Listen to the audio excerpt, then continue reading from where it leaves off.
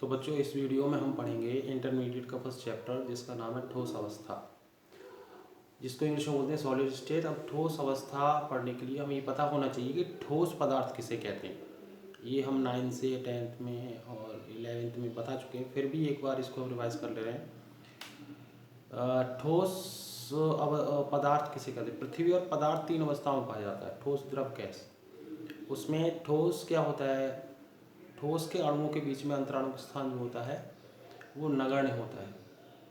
अंतराणु के स्थान चूंकि नगण्य होता है तो आकर्षण बल क्या होता है, बहुत अधिक होता है। क्योंकि आकर्षण बल बहुत अधिक होता है इसलिए इनके अणुओं को तोड़ने के लिए हमें बहुत अधिक ऊर्जा की आवश्यकता होती है। यही कारण है कि ये एक बहुत ज़्यादा बल से एक दूसरे से बंधे रहते हैं और इनका आकार, आयतन, ये सब क्या होता है, घनत्व निश्चित होता है। इसको हम समझने की कोशिश करते हैं। इसको जैसे पहले एक शब्द इसमें आता है अंतराणुक स्थान।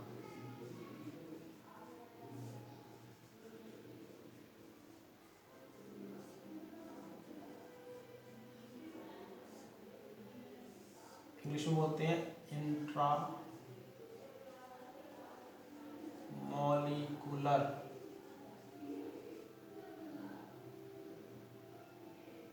स्पेस। तो ये इंट्रामॉलिक्यूलर स्पेस दो अणुओं के बीच का स्थान या परमाणु के बीच की जो जगह होती है वो हमारी क्या कहलाती है, अंतराणुक स्थान कहलाती है। अब जितनी ज़्यादा ये जगह होगी, सपोज ये दो परमाणु हैं, इनके बीच में इतनी जगह है, तो इनके आकर्षण बल क्या होगा, इनका कम। इंट्रामॉलिक्यूलर स्पेस जितना कम होगा, आकर्षण बल उतना ज़्यादा। अब जितना ज़्यादा आकर्षण बल होगा, इस चीज़ को तोड़ने के लिए आपको उतनी ज़्यादा ऊर्जा का व्यय करना पड़ेगा। जितना कम होगा ये आसानी से टूट जाएगा, तो ऊर्जा का व्यय कम करना पड़ेगा। तो जब ज़्यादा ऊर्जा का व्यय करना पड़ेगा तो वो चीज़ ज़्यादा मजबूती से जब बंधी हुई है तो उसका आकार और आयतन क्या होता है, निश्चित होता है। तो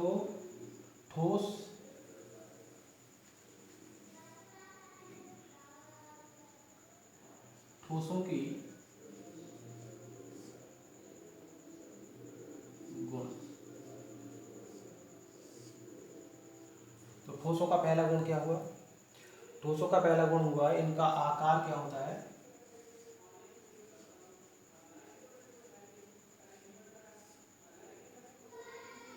आकार,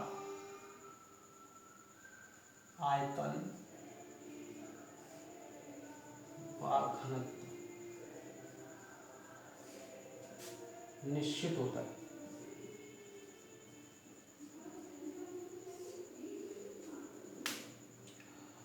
नंबर 2, आकार, आयतन इनका क्योंकि निश्चित होता है तो इनके घनत्व निश्चित होता है, क्योंकि ये मजबूती से एक दूसरे से बंधे होते हैं। अब दूसरा इनका लक्षण है कि इनको हम दबा नहीं सकते। सपोज जैसे ये डॉटी है, इसका आकार जब से मैंने लिया है तब से इसी आकार और इसका आयतन इतना ही है और मैं इसको दबा भी नहीं सकता हूँ। दैट मीन्स ये क्या है, इसकी जो दबाने की क्षमता, मतलब इसको इंग्लिश में बोलते हैं कंप्रेसिबिलिटी, इसको संपीड़ित नहीं किया जा सकता, तो उसको संपीड़न की क्षमता कम होती है।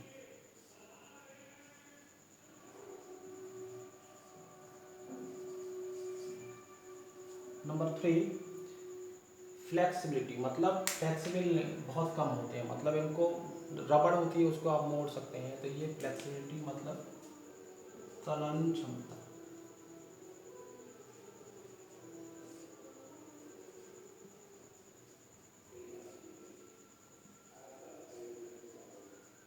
चौथा, इनकी विसरण दर कम होती है।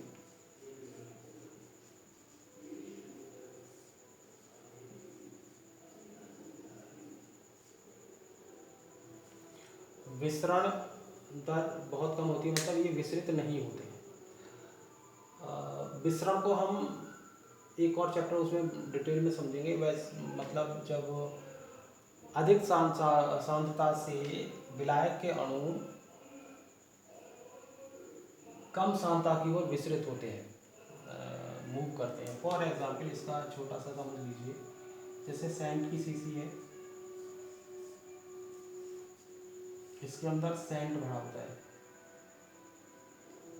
परफ्यूम।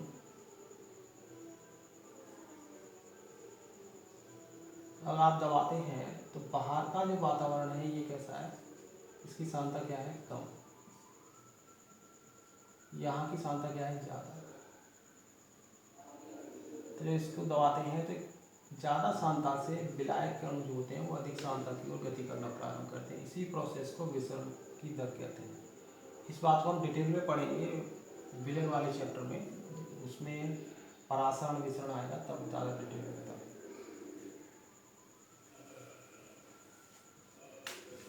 नंबर 5, इनके गलनांक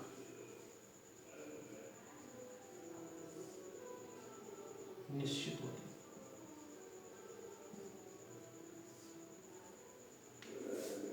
और उच्च होते हैं।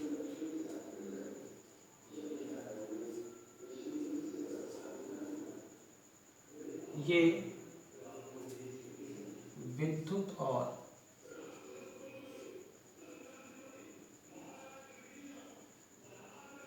ऊष्मा के सुचालक होते हैं। तो ठोसों के गुण हैं, इनका आकार, आयतन व घनत्व निश्चित होता है। संपीड़न क्षमता बहुत कम होती है, मतलब इनको दबाया नहीं जा सकता।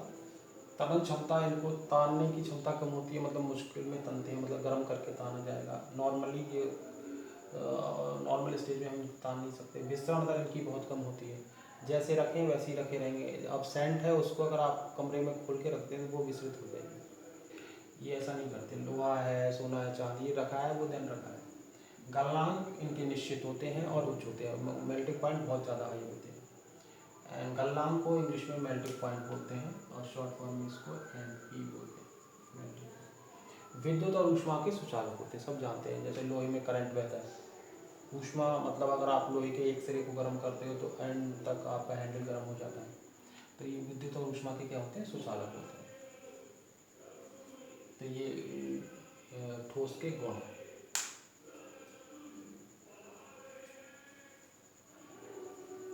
तो आप इसको लिख लीजिए, लिख लेना, इसके स्क्रीनशॉट ले लीजिए।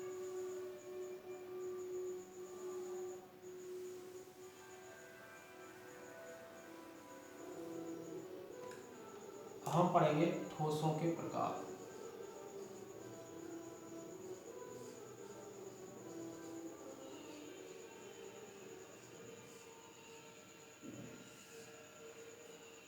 ठोस दो प्रकार का होता है।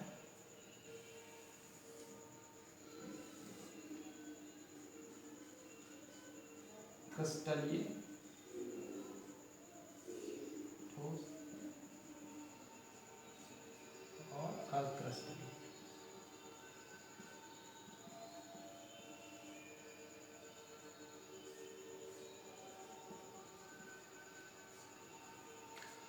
Crystalline solid, amorphous solid. तो क्रिस्टलीय ठोस क्या होते हैं? क्रिस्टलीय ठोस होते हैं, इनमें जो हमारे परमाणु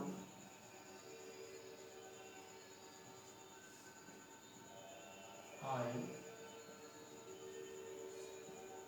या अणु एक निश्चित क्रम में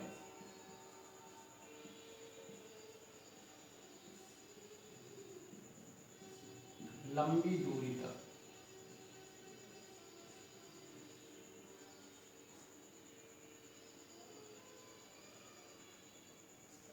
लॉन्ग रेंज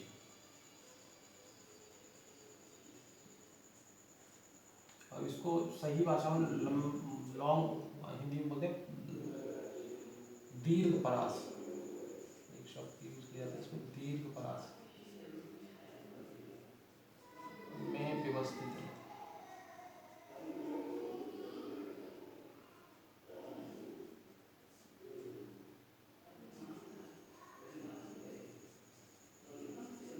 परमाणु परमाणु आयन अणु एक निश्चित क्रम में लंबी दूरी या लॉन्ग रेंज या दीर्घ परास की व्यवस्था में रहते हैं। इसका क्या मतलब है?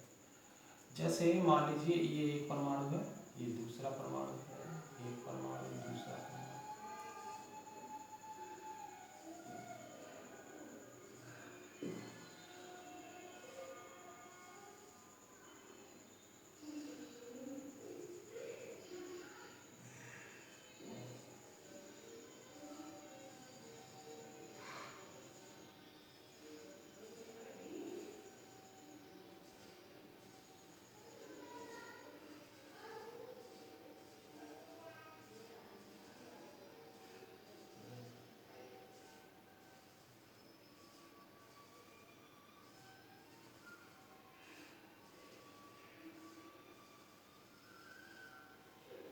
तो अब यही व्यवस्था है, मतलब एक ये नीला गोला है, एक सफ़ेद गोला है, तो ये क्रम में चलता ही जाएगा लॉन्ग रेंज में, इधर इधर इधर।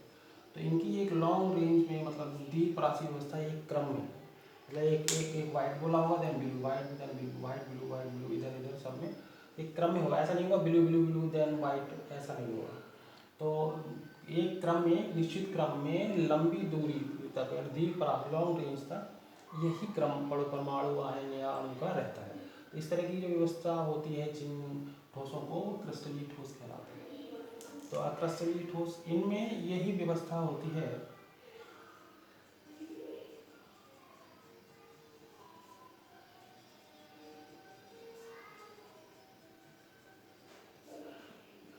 आयन की पर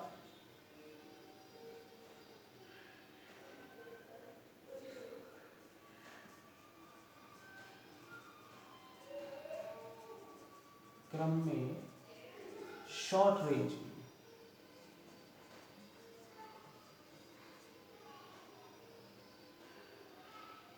थोड़ी दूरी की, मतलब जैसे white white white white, then फिर वाइट,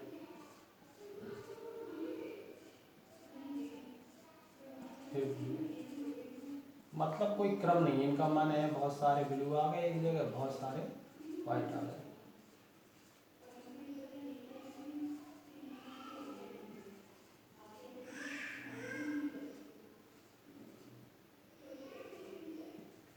तो ये व्यवस्था जो है ये आपकी क्या कहलाती है? अक्रिस्टलीय ठोस कहलाते हैं। इस तरीके की ठोस जिसमें अणु और अणु परमाणु या आयन में से जो इनकी व्यवस्था इस प्रकार की होती है कि बहुत सारे अणु थोड़ी दूरी तक तो सफ़ेद सफ़ेद, मतलब एक प्रकार के अणु, मतलब मान लो sodium sodium, then chlorine chlorine, इस तरीके से। तो ये थोड़ी दूरी तक, यहाँ पर एक क्रम है लंबी दूरी तक, एक white then blue white blue white blue, ये चलता है। यहाँ पे वाइट है थोड़ी दूरी तक, देन ब्लू आ गए, देन वाइट, इस तरीके से परमाणुओं का क्रम। अब इनको आप मान लीजिए सोडियम है, क्लोरीन है, सोडियम क्लोरीन सोडियम क्लोरीन, इसको मान लीजिए बहुत सारे सोडियम हो गए, ये बहुत सारे क्लोरीन हो गए एक जगह पे। तो इस तरीके से जब ये लंबी दूरी तक एक ही तरीके से क्रिस्टलीय ठोस, और जब थोड़ी छोटी छोटी दूरी तक है देन अक्रिस्टलीय ठोस। तो ये दो प्रकार होते हैं, क्रिस्टलीय और अक्रिस्टलीय ठोस। इनका दूसरा लक्षण होता है कि ये ट्रू सॉलिड है।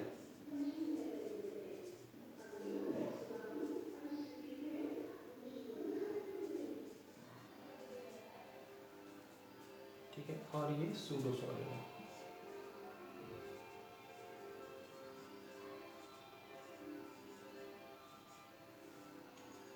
सत्य और असत्य, असत्य सत्य मतलब सूडो सॉलिड मतलब ये ठोस है, तो मतलब इनका जो आकार जिस आकार में होंगे तो वैसे ही आकार में इनका आकार आयतन वैसा ही रहता है, लेकिन अक्रिस्टलीय वालों का वैसा नहीं रहता। फॉर एग्जाम्पल जैसे कांच होता है, कांच आपकी नज़र में सॉलिड है, लेकिन कांच एक, कभी आप बहुत पुराने घरों में जाएं, जो 10-15 साल पुराने घर हैं उनमें देखेंगे खिड़की पे जो कांच लगा होता है वो ऊपर की ओर पतला हो जाता है, नीचे की ओर मोटा हो जाता है, क्योंकि वो लिक्विड द्रव है। ठीक है, सुपर कूल्ड द्रव लिक्विड होता है।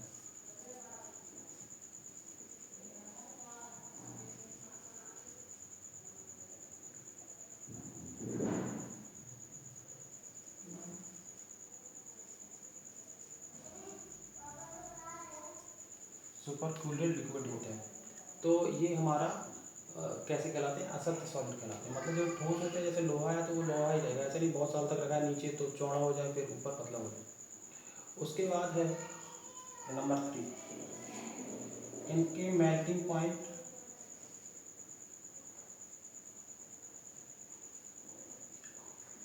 शार्प निश्चित होते हैं। इनके मेल्टिंग पॉइंट एक रेंज में,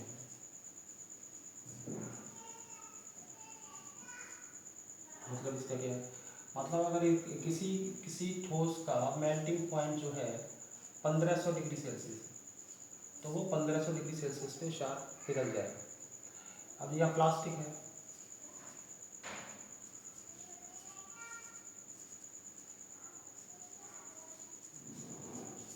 तो प्लास्टिक जो है उसका एक निश्चित टेम्परेचर नहीं है, वो 100 से 120 इस तरीके से उसके एक रेंज में पिघलना प्रारंभ करता है, निश्चित टेम्परेचर पर मेल्ट नहीं होता। चौथा है ये आइसोट्रॉपिक होते हैं, ये आइसोट्रॉपिक,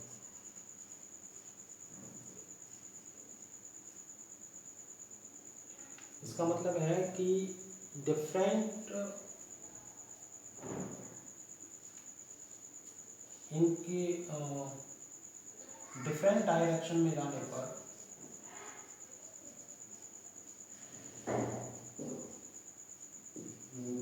अलग अलग डायरेक्शन में जाने पर इनकी फिजिकल प्रॉपर्टीज जो होती हैं अलग अलग होती हैं,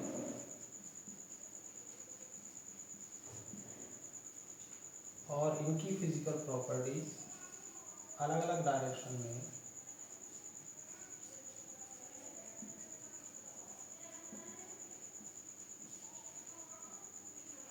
सेम। इसको क्या मतलब है, इसका मतलब ये है जैसे हम जैसे ही डायरेक्शन आगे की ओर चलेंगे, हमारा ये सोडियम का मान लीजिए परमाणु, ये क्लोरीन का, तो सोडियम के फिजिकल प्रॉपर्टी कुछ और होंगी, क्लोरीन की फिजिकल प्रॉपर्टी कुछ होंगी, फिर कुछ और होंगी, फिर कुछ और होंगी, तो अलग अलग डायरेक्शन में आप ऐसे चलिए, तो ये सोडियम का है, ये क्लोरीन का है, फिर सोडियम का, फिर क्लोरीन का। तो आप जैसे ही आगे की ओर बढ़ते हो तो आपका परमाणु चेंज हो जाता है, परमाणु चेंज होगा तो देन परमाणु ही चेंज हो गया तो उसका फिजिकल प्रॉपर्टी तो चेंज हो जाएगी। तो डिफरेंट डायरेक्शन में जाने पर फिजिकल प्रॉपर्टीज क्या होती हैं, अलग अलग होती हैं, इसको बोलते हैं एनआइसोट्रॉपिक प्रॉपर्टी। और अलग अलग डायरेक्शन में जाने पर फिजिकल प्रॉपर्टी क्या होती है, सेम होती है। मतलब जैसे इतनी जगह आप आगे क्यों चल रहे थे, इससे ये क्लोरीन है, मतलब सोडियम है, सोडियम है, सोडियम, तो इसकी फिजिकल प्रॉपर्टी सेम, फिर आगे गए तो क्लोरीन क्लोरीन क्लोरीन, इनकी प्रॉपर्टी सेम। तो अलग अलग डायरेक्शन में जाने पर आपको सेम फिजिकल प्रॉपर्टीज़ के आपको परमाणु आयन या अणु मिलते हैं। इस तरीके से ये इनके क्या है प्रकार हैं। तो आप इनका क्रिस्टलीय ठोस डाल के आप इनको इस तरीके से भी लिख सकते हो, तो ये इनका डिफरेंस हो गया, अंतर में आ जाएगा। अगर आप वैसे हेडिंग डाल के लिखना चाहो तो आप ये क्रिस्टलीय ठोस लिख के फिर नंबर 1 डाल देना, फिर नंबर 2, नंबर 3, नंबर 4 अपनी भाषा में लिख देना। परमाणु आयन अणु एक निश्चित क्रम में लंबी दूरी तक पाए जाते हैं, तो वो क्रिस्टलीय ठोस कहलाते हैं।